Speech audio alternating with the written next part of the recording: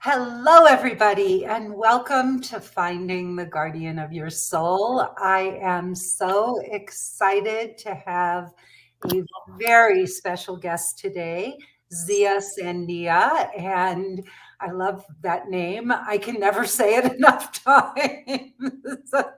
It is really like the best stage name. Zia, is that your real name? Is Zia your first name? No, it No. is name. Yeah, it is. I won't go there. Yeah. It's what everybody calls me. It's fine. Okay, I'm not going to dispel the illusion. So let me read a little bit about you. Zia Sandia is a dynamic performer from Albuquerque, New Mexico, just up the road from me. Launching her career in Florida, she spent 6 years mastering diverse entertainment forms like dance, modeling, mermaiding, which we're going to get into, and fire eating. Rapidly making a mark in the South, the versatile Zia has since performed globally, captivating audiences with her unique arts. With expertise ranging from fans to fire, she specializes in various dance forms like go-go, ballet, folklorico, belly dance, samba, and notably burlesque. Zia's burlesque acts are diverse, incorporating props, distinct characters, and styles, some even featuring singing, generous glitter, or fire. For a glimpse of her offerings, you can visit her website. And is that ziasandia.com? Yep, pretty easy. Pretty easy. Zia, it is such a pleasure to have you here. Thank you. It is such Yeah. a pleasure to be here. I will say one thing to correct. I have never done ballet in my life. No, I've it's ballet folklorico. Yes, ballet Yes. folklorico is a whole different world of dance. Yeah. No, it was on two different lines. So we Yeah, had ballet and then folklorico on the next line. that's And fair. so I'm I like, thought, don't get it twisted. I cannot stand on my toes. no, I thought that didn't quite go with the rest of the repertoire. So, Yeah, I wish. I can do some great footwork because of it, but I cannot stand on my toes. well, Zia, it is such a pleasure to have you back. Thank you. Not back to this not back to this broadcast, but we recently did for the women in our upper level courses, we had about 50 women of all ages from all over the world here in Santa Fe. And you came and performed for them, which was, Fun. It was so much fun. So much yeah. And you told me you had a little bit of trepidation, which I didn't know and did not show when you were there. You commanded that room.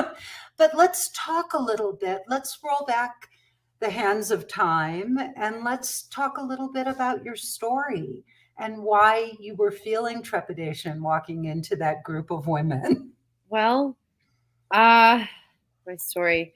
It's a lot. I grew up very religious. So I kind of felt like one of the reasons I was a little bit nervous was based off what I do. I've always kind of received a lot more like negative feedback from women who are older than me based off religion, based off what I was taught. Those are also the ones who, growing up, those are the ones who would kind of punish. They were the in between for like the father, the head of the household. So, older women have always kind of made me a bit intimidated because a lot of times I've received more negative feedback than positive feedback over what I'm doing. And that could be generational trauma, that could be mixed with religion, that could be someone's personal opinion. I try not to take it personally, but you can't help but feel a little like, gosh, I hope this goes right. I hope I'm well received. Nobody wants to be, shunned or mislabeled or be told that what they do is not valid. So it was nerve-wracking, but it was worth it. So I grew up in a religious home. I left at 18. So sorry, the dog wanted to cuddle. Left at 18 and realized that performing is my love, and there was not going to be any opinions that were going to stop me from doing what I love to do. And in the process of pursuing what I love, it has fulfilled me in so many other ways that the things I was a part of did not do, and brings a satisfaction and joy of life that I never thought I could have. So it was great being there, because when these women were so kind and welcoming and loved what we did and had a good time, and watching them from the start was so different from seeing them at the end. They were also nervous, a little uptight, but towards the end, I just really saw them all loosen up and have fun and really let go, because you really have to let go of letting what other people think affect you, because you're not always going to get people's approval, so you have to do it for yourself. And when I think that they realized that and it kind of snapped for them, I saw these women just transform to being free and fun and accepting of themselves, and who cares what other people think. I'd say this isn't for them, it's for you. And that Well, was and I think, Zia, women seeing you in front of that audience, right? And you coming in and starting out doing a burlesque number, and you seem so confident and like you own the room. And they don't really know your story and how you grew up and what it was like. And can you share a little bit more about what that was like and what you have overcome to be able to walk up in front of an audience and take your clothes off and really command the stage? It's taken a lot of therapy, self-work, self-love, um, deconstructing of what I was originally taught, and rebuilding from there, which is very hard for people when they leave a religion, because you thought you had everything so sure. Everything was so sure, and it made so much sense, but it didn't. I was always the one to question things, and I'd get in trouble for that a lot. But I think I've always kind of been that black sheep art person who had to accept that I wasn't always accepted. So that kind of has helped me over the years to just not care. It's literally about not caring anymore. My religious background could have influenced me, but I've just decided to not care what people think. And I actively remember doing this kind of in my late teens, of going, you know what? I have been spent my whole life trying to win people's approval and love. And, was taught love is, what's the word? I'm having a brain fart. Conditional. And it shouldn't be. It shouldn't be. And it especially shouldn't be for myself as an individual. And that took me years to realize. It took me several years of unpacking, like I said, in my adult life after I had left my home, going to therapy and learning about myself and wondering why I do things the way I do, or why I feel things the way I feel. Asking oneself why really helps you kind of keep your emotions at bay and grow to believe in yourself and trust yourself to make decisions. I think a lot of that too was at 21, I packed up and left to Florida. I didn't have any family or friends. I just decided I need a change here in Albuquerque. I couldn't do it anymore. I was heavily depressed. I had gone through a lot of trauma after leaving my home because I just didn't know anything about the world. I was completely ignorant to so much that there were a lot of predators along the way. And I had to learn how to trust myself. And so when you start learning how to trust yourself and not let, and like, yes, you can take opinion. Yes, you can take somebody's point of view and think about it, but not letting it influence you to a point where you're letting someone hurt you. It takes work because you do have to stay humble, but you do have to also trust yourself. And that doesn't mean you're selfish or cocky, even though people may call you that because you're making decisions for yourself for the first time. So how did you fall in love with dance? I have been dancing since I was 2. Oh. It's always been there. I did ballet folklorico from ages of 2 to about 8. Then I stopped and went back around middle school. My mom started homeschooling me, and I needed some sort of socialization. So I did ballet folklorico literally up until the point I left to Florida. I taught at Albuquerque High for a little bit as an internship. I was teaching mids. I've taught babies. We'd call those like the little ones, the ones where I started. And I did ballet folklorico for years. It took me to London. It took me all over the world. So I traveled with dance at a young age too. But then I moved away and I didn't have folklorico anymore. And so I actually wandered into a bar and they're like, there's a burlesque show. And I'm like, I don't know what that is. So I paid the cover and walked in and then saw something that blew my mind. And I walked up to the hostess and I said, hi, how do I do this? Because this is the dance I've been missing in my life. And I just love how freeing and open it is. And I have been finding that for myself over the years, that it's okay to be free and open and share your art, share who you are, be sensual, and be in touch with that sexuality and that femininity, which I really struggled with. I wasn't allowed to wear like a lot of makeup or things like that. So I was very much a tomboy.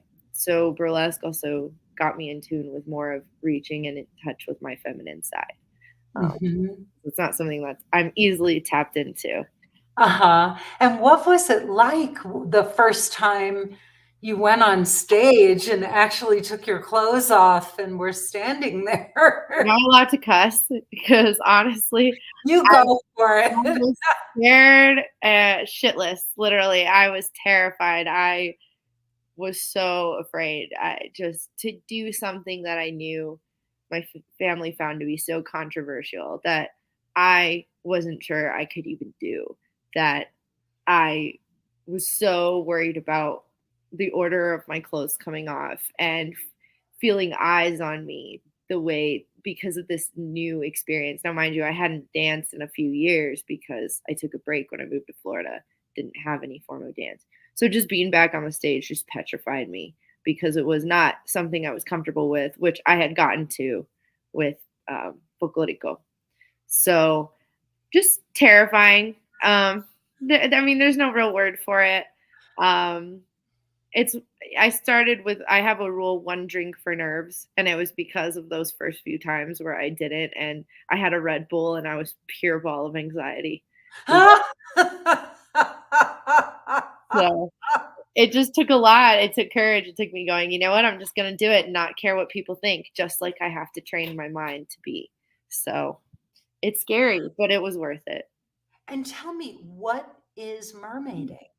Oh, it's pretty popular these days. It's throwing on a tail and swimming in the pool and working at kids' parties, or like I had a little nephew where I had him on my back and I was swimming like a mermaid, and just making someone's day by dressing as a mermaid for a gig or party or opportunity. It could be for ambiance. I've done adult parties and then I've done children's parties where you can do, I've done princess impersonations too. So it's just a variety of options I offer. And I do love to swim. I've always loved to swim. So it's a skill I would like to grow in. And having a couple tails, I can go off mood and be a mermaid every now and then and hit the pool. And you get some strange looks doing that, like I said, but what else is new? Wow, that's wild. So you do that for parties. People hire you to actually do that. Yeah. Or I just do it for fun. Sometimes I just want to be a mermaid, Ah! having problems about just want to like hang out with fish and seashells, You get your mermaid on. Exactly. Now you're getting it.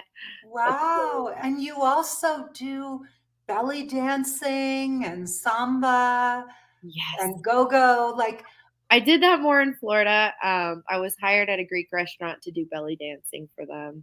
I was doing a lot of classes for that and samba at the time. I'm a little rusty. I need to go back to do more classes and other things. But I love it. I love all forms of dance. If I can just move, I'm free. And it is another language. So I'll try it all. I'm buffet of dance. Let me eat it all. That's funny. So you trained in multiple forms of dance and entertainment. What was the most challenging of all the forms and why? I would say burlesque. Burlesque. Also, I've been a stripper before, and those two just comes with a lot a lot of weight to them. And it's unfortunate because it shouldn't.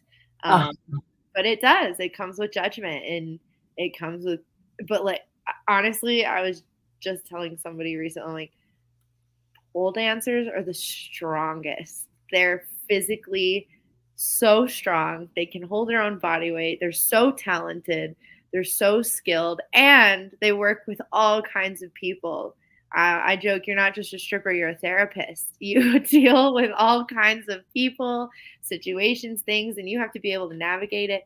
And they're amazing in sales. I would hire strippers all day if I owned a business because they can sell, they know how to sell, and they're hard workers. And so there's just so much of the stigma that comes with burlesque and stripping and pole dancing, but like they take so much strength, not just physically, but also emotionally. You do get a lot of, like I said, backlash or mistreatment for doing what you do, or eyes, judgment. It's just there. It's because it's always been kind of a taboo thing portrayed in media, but it really shouldn't be, because I don't know many people that can do what they do. That's yeah, I worked once with a young woman, one of the sweetest women I've ever coached, and she got caught up in stripping. She came to LA to become an actress, and that Unknown callers.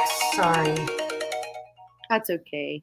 I I had know. my dog. We'll just things. That can get edited out, which is good. Oh, I was like, I'll go get the cat and a coffee. We'll have fun.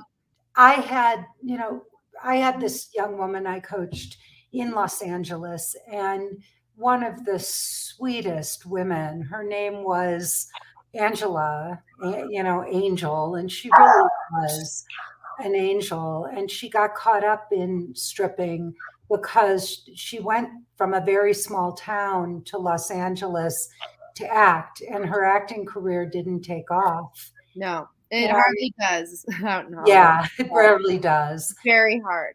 And Yeah. she wound up in a relationship with a guy that didn't work, and he relied on her for to support them. And there were drugs involved, and this very young, pure, sweet woman found herself in that whole world. And there is, I'm sure, you've had experience, a dark side to that world. There can be. I would say it's all about the person. Some have a lot of trouble with self-control and balance. I personally try to balance all of that the best I can because it is there. And there are just, I've realized it's not people, it's places that are just certain things that can be what I call high risk for violence, but that is also because people don't prioritize them. So, are we going to take care of the dog? Louis, come here. Louis, come here. I'm gonna just shut the doggy door for now because he's having a day. We'll get back to it. So sorry. You need to be quiet. There we go. What was I saying? Oh yeah, there is a dark undertone in that world, and you just have to be careful. You have to be good with boundaries, self-control. It is very easy to get caught up in that, and it's because it's common in the world around you. It's kind of like you have to just be able to set boundaries. I know I do. Like I don't drink when I'm at work. I'm very aware. I don't judge either. A lot of times people are doing what they feel they need to do. And it is no place for me to judge. And I would be completely hypocritical to judge. So I believe every life is valid and valuable. Yes, they're in high risk situations or scenarios sometimes. And that is why they need more protection. One thing I've always said I like about the club is that there is security. So I do still call the shots. If somebody is being too aggressive or too harsh, I had to learn, especially in that world, how to say no and put my foot down and be bold. And it's something because it was more of an exercise because I was never taught to do that. I was taught go along with authority, don't question things, trust people. But you have to protect yourself. Mhm. So being ignorant to the dark side of things is no way to live. In fact, you should learn more about it in order to protect yourself. It's kind of like knowing your enemy. So if you have an idea of what you're dealing with, what you're looking for, what to stay away from, I very much um, pick customers based off like energies, like a good exchange energy. This is someone I can talk to. I try talking to them first. And if it's Mhm. just not working, I don't force it. I just walk away. I'm Mhm. not going to put myself in a situation. I'm not going to stress myself out. And I did it part time. So, I didn't have to talk to everybody. Some people do. So I don't judge. Whatever you need to do, just make sure you're safe. And one thing that I've been lucky enough to have is I work in a place where the girls really look out for each other. And that's Mhm. not always the case. Yeah. So, if someone is in a bad state or needs a ride home, I've given many girls rides home. I've, Mhm. if somebody needs their hair being held because they drink a little too much, that's those happen. We can't deny it. It is there, but it's Yeah. about how we look out for each other. And it is interesting that in a world that is surrounded by many men who are supposed to be protectors, the women often protect themselves. The performers protect They themselves. take care of each other. Yes, and it should be Mhm. that way. And it always has kind of been that way, even in sex work. Yeah. They look out for each other, and it's important to do that. It's important to build each other up, not compete, and be Mhm. open minded enough to allow people to do what they do and not judge them Mhm. and Yeah. protect yourself. I have another client who also was a stripper when she paid her way through college, Yeah, and she is amazing. She's married to a really incredible man, and yeah, she's doing great, but she has no, qualms. Like she just is like, yeah, I stripped through college. And she referred a client to me, and they took her. She and her boyfriend took this woman to a love strip club with her, and she was lovely. It's really a shame. It would be nice if it were more that. accepted and if it were more protected, that if it were more well received as a part of our culture, the women could be more protected. Yeah. Let's talk about sensuality, because you told me at one point that you didn't feel you had any. I've always been an awkward homeschool kid, is what I've described myself. I was homeschooled for all of middle school and half of high school, which is prime social developmental years. Um, But regarding sensuality, that was just off the table. We didn't talk about it. I never got a sex ed class. I never understood anything about sensuality. That was just so unheard of. And you just don't do it. That was meant for the husband only, at home, private, in the bedroom, or not at all. So it was very, very extreme.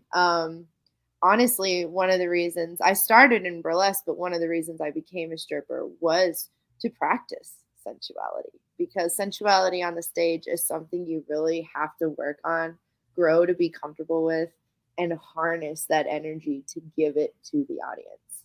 So it was something I struggled with for a long time. I started with a lot of comedy numbers or Mhm. skills I was very good at, like ISIS wings. I'd done folklorico for years. I could do a lot with skirt work. So I would go with what I knew, and I built up to that. But when I'd watch performers on stage, because I love watching shows just as much as being a part of them. I can eat it up for days. But I would notice these performers that could just grasp sensuality on the stage and make you feel totally aroused, and you're like 30 feet away sitting in a chair, and it's like, whoa, that was awesome. What was that? To excite the audience, to pull out sensuality and lure them in on a mass scale, was something that was such a challenge to me, like something I didn't ever think I could do. But I love to challenge myself, and I've always been the type, well, I'm gonna do it. I'm gonna do it. I'm gonna learn how to do this. And so I would say it's probably only been the past couple years where I've developed the ability to be completely sensual on stage and be that raw. And it's taken, like I said, I'm 30, probably 25, 26 years of avoiding that. and working on it. So there is time. You can learn it on a fast mass scale, but it is hard. It's scary. It's scary to be vulnerable. And that's for anybody. We are taught to live in a rigid world where we don't show those soft, sensual sides. And if you can tap into it, and not only tap into it for yourself, but share it with others, it's otherworldly, I think, because it's so important once you realize that you have that power and that you have that ability. And then you look around you in this world that doesn't do that, or accept it, or it's taboo, or it's strange, or not welcomed. There's so many words for that because it's culturally, in America, we're very puritanical. So to let out sensuality, we have a whole world of Hollywood and media where that's always on TV and expressed, but then in the world we live in, it's completely not. It's very confusing. Well, can you take it from your dance into your real life? Like, do you feel that you're able to do, with men, if you meet a guy that you like, are you able to step into that sensuality? I'm pansexual, so I don't really care about gender. I'm very much like feelings, auras, hi. Like, I've always been very flirty. That's something I can say about myself, is I've always been flirtatious, but never really sensual. And so there is definitely a difference, because I like to flirt or, make someone laugh. I'm kind of a goober. Again, comedy numbers. So I've always poked at it, I like to just lean into sensuality with humor, almost, I guess you could say, because humor makes the most sense to me. But yeah, I think flirting wise, that's how I've always kind of like, hee hee hee, I'll make a little joke and run away kind of thing. And that's how I've been sensual when it comes to like my personal life. On the stage, though, I would say they're kind of two different things for me. Some people can harness them. The stage, I'm really trying to embody, and it comes down to like learning theatrics and like really trying to like share it amongst the people, and that takes skill and technique. It's not the same as like a one-on-one, hey cutie patootie, my sensuality is being flirty and silly. And if you like that, then winner. If you're a little more serious, I may not be the one. Well, your humor is very alluring. I mean, that is one of the things that you really brought with you to the class in particular that you did. It breaks the ice. It makes people feel relaxed. I've always used humor as a comfort, even in a bad situation. If something's going wrong, I'll make a joke about it. I'm like, maybe I was meant to be a stand-up comedian in another life, and just laugh about my pain. How, if you you saw the women in, that were there at the workshop or at the retreat, a lot of them came away saying, wow, I really want to take some burlesque classes. I want to explore this more. What do you think about women taking classes and getting more into their bodies and using dance as a way to do that? I love it. I love it so. That's music to my ears, what you just said to me, because that's why I got into it, is to not feel so in my head, not so rigid, to let go, to explore myself. Burlesque is about the art of the tease. It is about literally encompassing sensuality. Now, the word does mean parody. Burlesque means parody. So that's why comedy comes with it. But the point is to, there was one act in the 40s where there was a 12-minute glove peel, and it was so sensual. It was so seductive. And it's all about how you touch and feel about your own body. And truly, you have to find the sensuality and the beauty within yourself in order to invoke that to others. So burlesque to me was a huge exercise in embracing that about myself. So hearing that other women tapped into what that was the point. That was the point of it. They felt it. They tapped into that thing that said, wow, I can love my body. I can love myself. I can show it off. I can embrace all this. And there's nothing really wrong with it. It is for me. It is for my mind. It is for my body. It is for my soul. And it doesn't matter what other people think, 'cause this is about finding joy and healing through me. Now, I do try to tell performers who wanting to perform, if you're doing it for yourself, that's one thing. If you want to use it as an art and a therapy, I get it. But make sure if you're performing, you do the job and do it well and recognize that it is also a job people are hiring you for. So it's a matter of mixing professionalism and personal. Personal comes into the act, the encompassing of that, and then business comes with the performative side. And Sia, talk a little bit more about having explored, really exploring your sensuality through the burlesque and the dance, and how that has affected you as a person, right? Feeling more beautiful, feeling more sensual. How are you, because you mentioned earlier that you were depressed, you felt uh, oppressed by your religious upbringing, and explore, taking this brave leap and doing this thing that's so taboo. I'm guessing you're a very different person today. Oh yeah, um, heavily. When you start tapping into that, you start exploring your inner self more, and with that naturally comes change. Um, I think it brought to me a lot of growth, um, because as I mentioned before, like I had to learn how to trust myself and how to love myself. Trusting myself was one difficulty, but loving myself and being able to share that with others is a whole other thing. And that's what burlesque helped me tap into. Um, like I said, the fact that they felt that's kind of the light that starts it. It's like a flame is lit. From there, it can become a burning fire within you.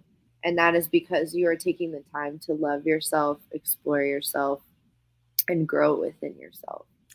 And so it just happens over time. You start realizing some, religious people have said, like, oh, I've just been kind of, brainwashed, or my mind has been changed or whatever, to think that that's okay. But honestly, no, it was my own critical thinking that made me realize the body is the soul vessel. Like, there is nothing to be ashamed of. Having sensuality and sexuality is part of the human experience. We can't suppress it. It only leads to bad things. We see that over and over. What suppressing sensuality, which is so natural within us, does, it hurts people because they just can't handle the oppression, so they take it out or project it onto others. And it's because it's so unnatural. So once you start realizing, wow, I can love myself, and I can project this to others, and I can be sensual with others, I can be vulnerable while also taking care of my sexual health, it's unreal.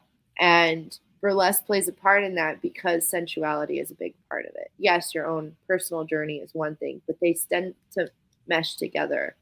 And when you meet people who've been on other journeys that are different than yours, but have an experience and have the awakening of, this is what I love to do because it helps me to love myself and share this love with others, you just start realizing, I think they have it right. Like, Yeah, I think they're doing something right, not wrong. And I think I was doing something wrong. And so well, it sounds like, as a woman, it can be incredibly empowering to really feel your beauty, your sensuality, instead of feeling that there's something wrong with it. And I think that that is really an issue for women today, is that they find their power in their work and their corporate jobs, and in all these other things, but they lose sight of who they are as women. I think that comes with, not to sound like, the cliche, but the patriarchy in many ways. We are taught as women that we are a threat and we need to stay in line. And if we are going to be seen as worth it or worthy to a man, we better learn our place. And that is just kind of, that teaches women that they need to offer something more than what they just are, to be good enough. And in the process of doing that, yes, we as humans want to be successful. We want to be comfortable. I think we live in a society where work is life, and you lose that humanistic side of you. And I worked a corporate job 10 years. So I literally watched. Did you really? Did. No. I quit because I literally told myself I'm losing empathy. I'm losing empathy, and I'm losing my sense of self for a paycheck. And it sounds crazy. I just can't do it anymore. I can't do it. This isn't who I am. I care about people. I want to believe in people. And that is that loving, nurturing, feminine side of me that wants to look out for others. And to lose that for a paycheck and a corporate suit was not worth it to me. But we're taught in this world that that is success. That is what you need to be a successful person in this world. And to me, a successful person is someone who is living according to their own truth and sense of self and loving themselves. It is not about money or income or status or finances. And that is so ingrained in us and that is taught so much by patriarchal figures that is what is important. That we want to keep up as women. Since the 70s, we wanted to work. We want to be equals. But that doesn't mean we have to lose ourselves in the process. Zia, when you're up on stage, what does it feel like to know that there's all these men in the audience that want to have sex with you? And, seriously, I would never think of it like that. I'm curious, like, there's an audience full of men and you're literally up there dancing. Do you just focus on the performance aspect of it and just not think about No, the I fact don't. that there's a bunch of horny men like staring up at you going, all right, like. Honestly, I don't hate men, but a lot of times in burlesque, the women in clientele tend to be women in couples. And yes, I think there is a sexual attraction there for all performers. There are men who come to that too, but many men, if they really want to kind of get that involved, they tend to go to just a strip club. So in many ways, the difference to me between burlesque and stripping is it's seen more as an art in the burlesque world, even though stripping is completely an art within itself. I think the reason the clientele and the audience members is because it tends to be more artsy and theatrical. And yes, there's a sensual element to it completely. I really don't think of it that way. I think of like, what do I want to give out? How do I want to perform? What message do I want to give out there? How do I want to entertain this crowd? Let me look at this crowd. What kind of crowd are they? I'm more down to the sciences of the art form than thinking anything about somebody wants to have sex with me. I get enough male attention to know that they do. Not all of them, because I'm not everybody's type. Right. But, men do want that. And I think it's really funny. I've really struggled where women like attention from men because I can't relate. I'm like, oh no, they can take you go ahead and enjoy that over there because I don't want anything to do with that. It's very hard for me to like enjoy it. I'm kind of like, and I understand that there's chapters in life where maybe one day I will want male attention again. Things happen in a world and in a mind where people change, but I'm usually like, I'm just here to perform. Keep it simple. And then, people have said like, oh, let's go home together. I'm like, I am so sweaty and gross and I need to go change out of this costume and shower and my makeup's running down my it is not a good time, my friend. And not for me anyway. Like I have a lot of trouble with that. So Interesting. it's more the art form. Sensuality is a part of it. But my personal life is very separate, I would say. Yeah, and burlesque is different than stripping, right? They're two very different things. Well, you're getting different experiences. Mm-hmm. So the experiences that's way more, intimate in your face, private dances, that tends to be more stripping. Mm-hmm. burlesque tends to be on a stage, or sometimes you're involved, but it's more entertainment in that sense for like a bar or a venue. It's a little more light in that sense of sensuality is there, but there's a lot of, consent rules. There's an audience. No one's ever doing a private room. So that is why it changes. It's just different experiences. Well, and one of the things, I'm skipping around a little, that I loved in the performance that my husband and I went to see was I loved, that there were just women of all shapes and sizes. And, there was one very large woman who was in from, I think, New York, and she performed. And, She's amazing. yeah, and it was just incredible to see the range of women who are exploring, who are doing this and who feel. And that's one thing I love about burlesque, is it's one of the most inclusive art forms, where gender and size does not matter, nor should it. Honestly, my rule is, as a producer, I say, I don't care what you look like. If you can bring it, that's all I care about. Like, just bring it. Show them up. Tell them how it's done. And that comes with self-love. Like, we're also different. There's this standard of beauty that has been pushed and ingrained on us with Hollywood, but now it's more accepting than ever, and we're growing and getting better with that. But in burlesque, it's one of the pioneers for pushing that, and that's what I've always loved about burlesque, is the inclusivity. And nobody should be looking at color or size. We're people. We're gonna come in all different shapes and sizes, just like our personalities, just like our hair color, just like our sensualities. Like, it's all a spectrum. So to say you need to look like this has always bothered me. And I've even walked away from some jobs where somebody's like, well, I want them to look like this. I'm like, I'm sending you people with skill and talent. And if you think that I need to see what your definition of beauty is in your eyes in order to get you what you're looking for, I think it's better we just walk away from here, because I'm not going to see that. I'm not going to look at people like that. I don't want to look at people like that. You obviously know what you want, so you go get them. I'm not going to go find them for you. Well, it's good. I think we're at time, honey. Oh, are we? I know we have to end here, but I know this won't be the last time that we meet. And is there anything that you would want to say just to women, last words of encouragement about exploring their sensuality through dance, about, loving themselves? Why don't you have the last word here? I want to say thank you for having me. It has been honestly a joy to work with you in all forms, and an honor to be here as a guest. I want to say sorry to the audience because I have ADHD, so I bounce. So I apologize if it was a lot today.